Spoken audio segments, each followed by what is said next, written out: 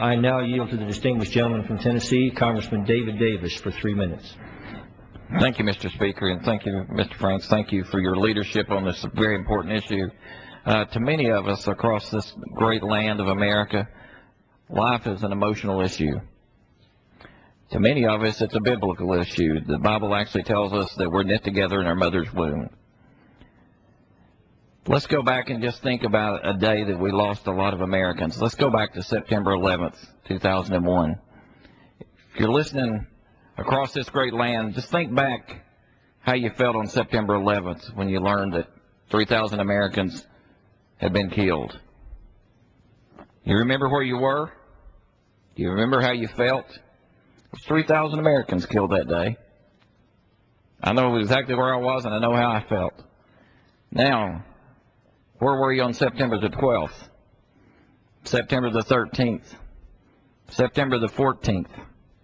September the 15th?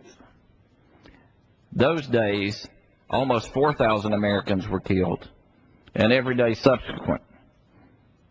We're losing Americans to the tune of almost 4,000 Americans a day. Ronald Reagan once said, "Abortion is only advocated by persons who have themselves been born."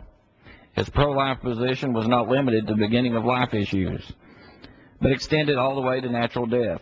It is clear that Reagan would have stood against pro-assisted suicide and euthanasia laws. In 1988, he declared, "The right to life belongs equally to babies in the womb, babies born handicapped, and the elderly and the infirm." In the years since, our Supreme Court ruled on Roe versus Wade and declared abortion a constitutional right. The assault Mother Teresa rightly called the war against the child has claimed nearly 50 million Americans, 1.2 million every year, and yes, almost 4,000 babies every day. Pro-life policies such as parental consent and waiting periods enjoy tremendous public support, 82% and 74% respectively. Washington, this Congress, should deny hundreds of millions of dollars to Planned Parenthood and abortion centers that promote and perform abortions here and abroad. The unborn child has the right to life, and that right should not be taken away. Roe versus Wade was poorly conceived and morally wrong. This decision should be overturned. Life begins at conception. An unborn baby should share the birthright of all Americans, the right to life, liberty, and the pursuit of happiness. I yield back the remainder of my time.